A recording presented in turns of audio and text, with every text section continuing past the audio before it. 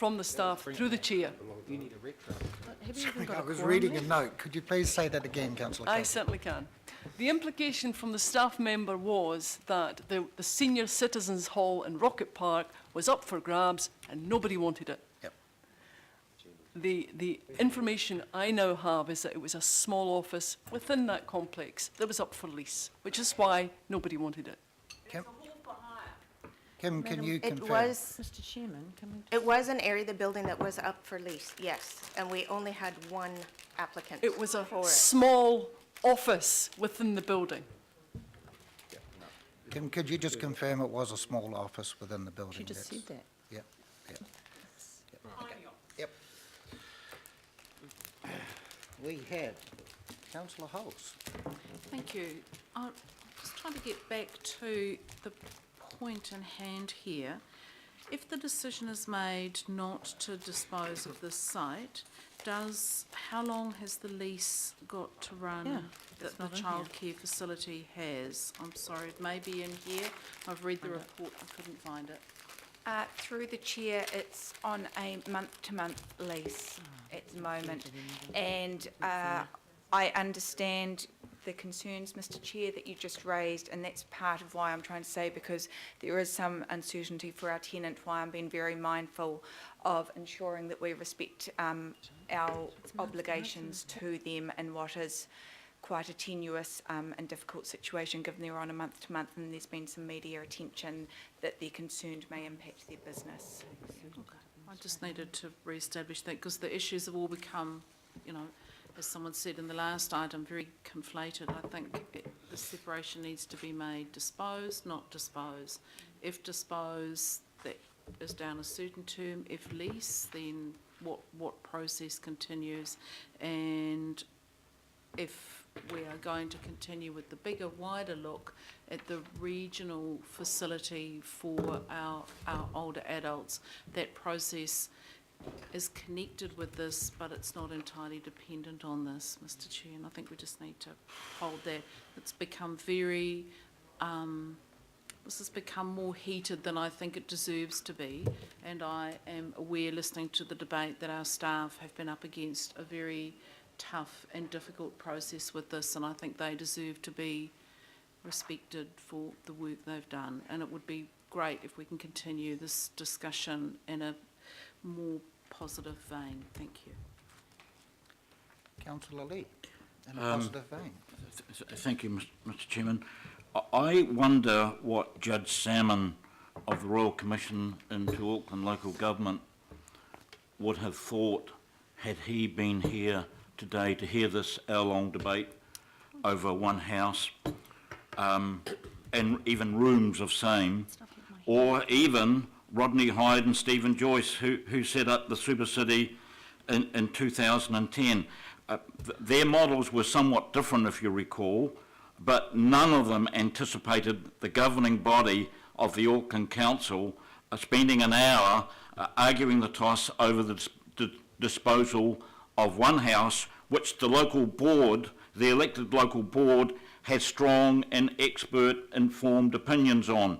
This debate should have been shut down an hour ago, and the deferral motion moved to get further information so that Pānuku can resolve its approach with the local authority in that area, the Albert Eden Local Board. This is a pathetic performance. A pathetic performance, members. There are structural weaknesses in the Super City, but there are also weaknesses in the way we carry out our business. So, Councillor Cooper. Thank you. So I just want to get back to the item, Mr Chairman.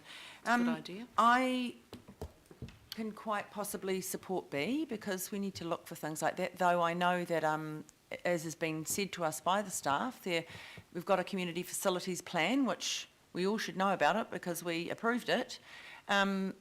So that's being taken care of, and if you need to put that up there and specifically look at that, that's fine. I can't agree with the deferral. My grandfather, I would actually say, is the oldest living person in Balmoral, and it still lives there, bought his house 73 years ago, just over in Balmoral Road, not far from here. He's 100 in 2 months' time. And when you look at the house he lives in, is a similar type of 1910 villa, and the costs, and why I say this is that this house is not suitable. And though I haven't been peeping into windows in the weekend, or barging in inappropriately to a private business where there's children, I know that these houses, over the time, recently, at great expense, he's had to repile the house. He's had to put insulation in there, heating, DRV, the costs go on for these types of properties. Also, as a former health professional who has managed aged care facilities, redesigning old buildings to be suitable for people that need all-purpose access is far from ideal. It's very costly, and you never get a really good outcome. It's always a compromise, and you find in practice that it doesn't suit people and it's not good. So for me, deferring is a futile exercise, because this sort of building is not appropriate for older people, or people with maybe issues around mobility. So plus the other issue around this, the practical issues. This is not on a transport hub. So if you can't drive, you've got to try and get a bus and sit in the queues along Dominion Road. There's no train. There's very limited parking. That you cannot get parking around that area at all. So from a practical point of view, for people that may not be driving anymore,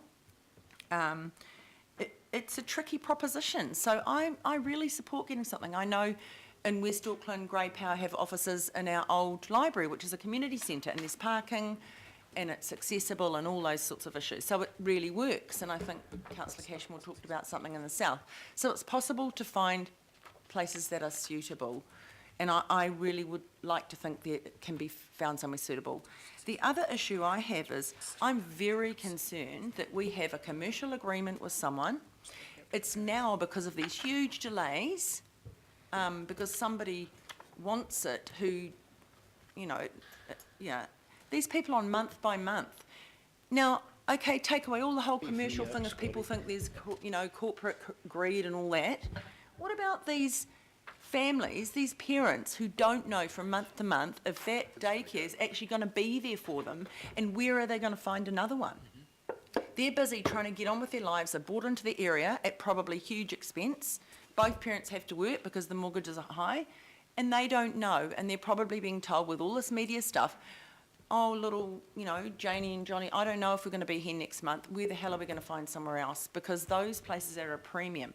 So I'm actually thinking about those families too. So that is a real concern for me. And now that it's been all publicised and people are grandstanding, getting photos taken outside of these things is really appalling, and breaching contract. So I'm pretty appalled by that kind of behaviour. But my biggest issue is deferring this is not going to make this a better building. It's not going to make it in a better location. You need good transport. You really need good transport. It's really important. And if you can't, you've got to have good parking, and you're not going to get that here. 67. And the ongoing expense is huge for council, and we know what will happen. The next minute, we've got to repile it. We don't have that. And the reality is, a lot of the people that want to vote for this now never voted for the long-term plan. And now all of a sudden they want us to find more money to go in it. And we won't have that money. So that's a concern to me. So I can't support deferring this. I absolutely support our staff working with Grey Power to find something really suitable. So that's what I have to say, Mr. Chairman. Thank you, Councillor Kibra. Look, honestly, I think all of us around here know that the young are precious, but the old are precious as well. So I think we should remember there's both ends of the spectrum there. Letitia, just before I move to the last speaker, which would be Councillor Walker, the month-by-month lease, how long has that been operating? Approximately 18 months, Mr. Chair. The current occupant took over the building. I don't have the exact, it's somewhere in here, the exact date on me. They knew the property was being considered for disposal because we were already engaging with the Alberton Local Board at the time the current occupants took it over.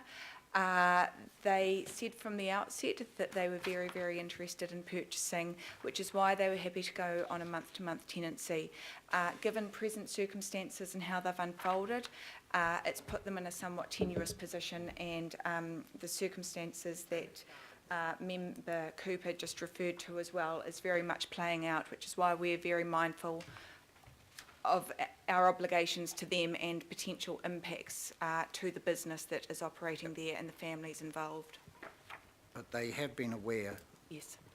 and month But- by month, for yeah. 18 months, that's Yeah. quite some time. Yeah. Too long. Before we go to Councillor Walker, I just want to clarify one thing, because Councillor Anai, he's there, was just querying about how urgent do we need the money, and Letitia, you did point out that we need to raise 65 million for the consolidated fund share, but we've had concerns about whether that can be achieved overall, given what we have to do with Panuku, with Manukau and Onehunga and then Takapuna. They're going to keep their sales for their own developments in those areas. But I will say the Chief Executive did give us the comfort, and I'm reminding all the councillors, only about a week ago, where he saw at least one property that potentially is coming up where it's worth 40 or 50 million. So it may be we don't quite have the pressure we thought we had in the immediate time. So that was coming from the Chair. So we'll go to Councillor Walker, and then we're going to put Sure. the I'll resolutions. be voting in support of this item, and in particular because allowing a little bit more time is going to set the matters straight.